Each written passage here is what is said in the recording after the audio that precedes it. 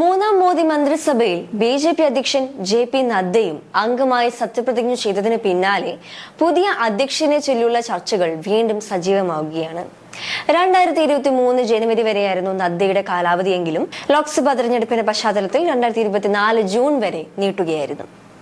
തെരഞ്ഞെടുപ്പ് ഫലം വന്ന ആദ്യഘട്ടത്തിൽ തന്നെ ധർമ്മേന്ദ്ര പ്രധാൻ, ശിവരാജ് സിംഗ് ചൌഹാൻ എന്നിവരുടെ പേരുകൾ ഉയർന്നു വന്നെങ്കിലും ഇരുവർക്കും ക്യാബിനറ്റ് പദവി ലഭിച്ചതോടെ ആ സാധ്യത മങ്ങി. ഈ മാസം തന്നെ പുതിയ അധ്യക്ഷനെ കണ്ടെത്താനുള്ള നീക്കം പാർട്ടി ഇതിനകം ആരംഭിച്ചിട്ടുണ്ട്.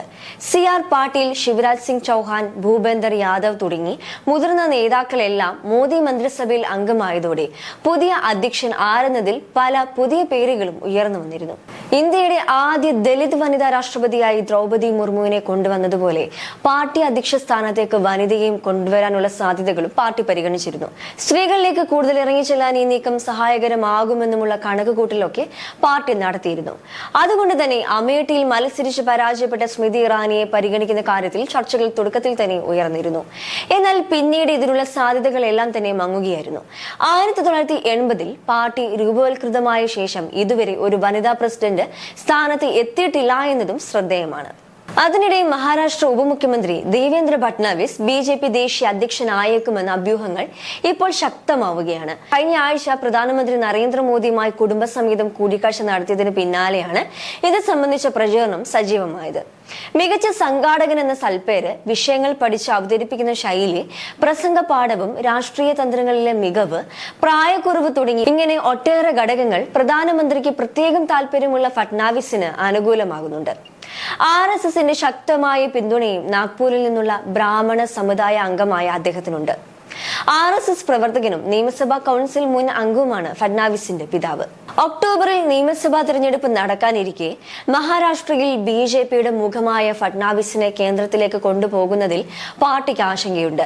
എന്നാൽ തലയെടുപ്പുള്ള മറ്റൊരു നേതാവ് സംസ്ഥാന ബി.ജെ.പിയിൽ ഇല്ല എന്നതും ആശങ്കപ്പെടുത്തുന്നുണ്ട്. തൽക്കാലം ഉപമുഖ്യമന്ത്രി സ്ഥാനത്ത് നിലനിർത്തി ദേശീയ വർക്കിംഗ് പ്രസിഡന്റ് ആക്കി നിയമസഭാ തെരഞ്ഞെടുപ്പിന് ശേഷം അധ്യക്ഷ പദവിയിലേക്ക് ഉയർത്തുക എന്ന നിർദ്ദേശവും പരിഗണനയിലുണ്ട്. അദ്ദേഹം വരും ആഴ്ചകളിൽ തന്നെ മഹാരാഷ്ട്ര ഉപമുഖ്യമന്ത്രി സ്ഥാനം രാജിവെച്ച് ന്യൂഡൽഹിയിലേക്ക് മാറിയേക്കും. ദിവസങ്ങൾക്ക് മുൻപ് ന്യൂഡൽഹിയിൽ സംസ്ഥാന മുഖ്യമന്ത്രിമാരുമായുള്ള നീതി ആയോഗ് ഔദ്യോഗിക കൂടിക്കാഴ്ചയ്ക്ക് ശേഷം പാർട്ടി ആസ്ഥാനത്ത് പ്രധാനമന്ത്രി നരേന്ദ്രമോദി എല്ലാ ബി.ജെ.പി. മുഖ്യമന്ത്രിമാരുമായും കൂടിക്കാഴ്ച നടത്തിയിരുന്നു. കൂടിക്കാഴ്ചയ്ക്ക് ശേഷമാണ് ദേവേന്ദ്ര ഫട്നാവിസിന്റെ കാര്യത്തിൽ ധാരണയായതെന്നാണ് വിവരം. അദ്ദേഹത്തിന്റെ പ്രവർത്തന മേഖല ന്യൂഡൽഹിയിലേക്ക് മാറ്റുന്നത് സംബന്ധിച്ച് മോദിയും ഫട്നാവിസും തമ്മിൽ കൂടിക്കാഴ്ചയിൽ ചർച്ച ചെയ്തതായും പാർട്ടി വൃത്തങ്ങൾ അറിയിച്ചു. പാർട്ടി പ്രസിഡന്റ് എന്ന നിലയിൽ ജെ.പി. നദ്ദയുടെ കാലാവധി ഏതാനും ആഴ്ചകൾക്ക് മുൻപ് അവസാനിച്ചിരുന്നു. വരാനിരിക്കുന്ന നിയമസഭാ തെരഞ്ഞെടുപ്പ് വരെ പാർട്ടിയെ നദ്ദ നയിക്കുമെന്നതായിരുന്നു സൂചന. നിയമസഭാ തെരഞ്ഞെടുപ്പ് കഴിയുന്നതുവരെ ഫട്നാവിസ് മഹാരാഷ്ട്രയിൽ തുടരുമെന്നും തുടർന്ന് ന്യൂഡൽഹിയിലേക്ക് മാറുമെന്നായിരുന്നു നേരത്തെ പാർട്ടി വൃത്തങ്ങൾ അറിയിച്ചിരുന്നത്. എന്നാൽ ഫട്നാവിസിന് പ്രതീക്ഷിച്ചതിലും വേഗത്തിൽ തന്നെ ന്യൂഡൽഹിയിലേക്ക് മാറിയേക്കുമെന്ന സൂചനയാണ് മുതിർന്ന നേതാക്കൾ ഇപ്പോൾ നൽകുന്നത്. ഫട്നാവിസിന് പകരം party general secretary Vinod Tawde മഹാരാഷ്ട്രയിലെ പാർട്ടിയെ നയിക്കും.